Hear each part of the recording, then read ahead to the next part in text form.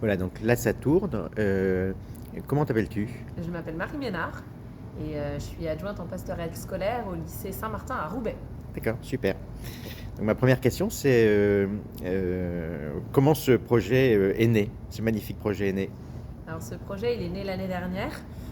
J'ai assisté à une rencontre des adjoints en pastoral scolaire de toute la France qui avait lieu en région parisienne, à Antony me semble-t-il.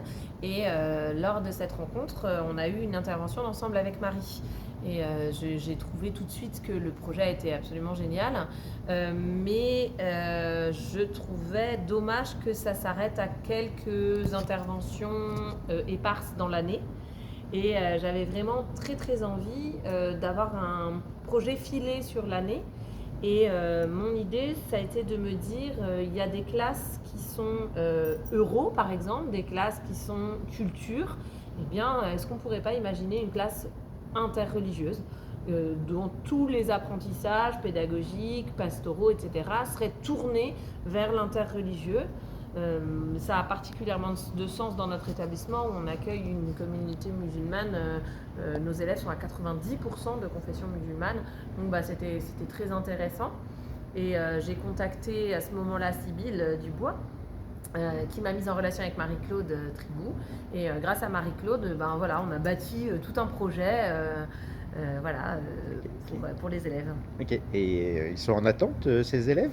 Ouais, ils Ouais. sont très très très en Comment, attente. comment le savez-vous? Parce que j'interviens dans les classes. Moi, j'ai la chance d'avoir un créneau de pastoral dans leur emploi du temps tous les 15 jours, en tout cas en seconde. Et le reste du temps, la pastorale, c'est un lieu ouvert dans lequel ils viennent se confier. Je les vois beaucoup, beaucoup, beaucoup. Et en fait, les élèves, qu'ils soient catholiques ou musulmans, ils ont soif de pouvoir se parler, de mieux se connaître. Et je dirais que les élèves musulmans, ils ont soif de reconnaissance aussi. Ils ont l'impression que peut-être qu'il y a beaucoup de clichés qui sont véhiculés autour d'eux, qu'il y a beaucoup de mauvaises images, etc. Et qu'on puisse leur redonner la possibilité de s'exprimer, la possibilité d'exister, la possibilité de dire à quel point leur foi est belle.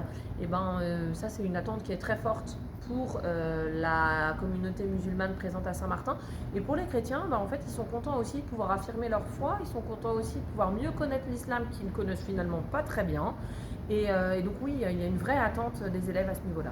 D'accord, vous avez en tête une phrase que vous a dit un des élèves qui montre qu'il a très envie?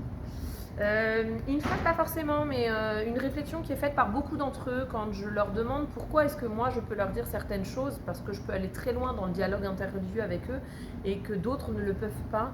La réflexion qui m'est le plus souvent faite, c'est facile, toi tu nous aimes. Et en fait, ils ont besoin de se sentir aimés, de se sentir considérés, de se sentir voilà.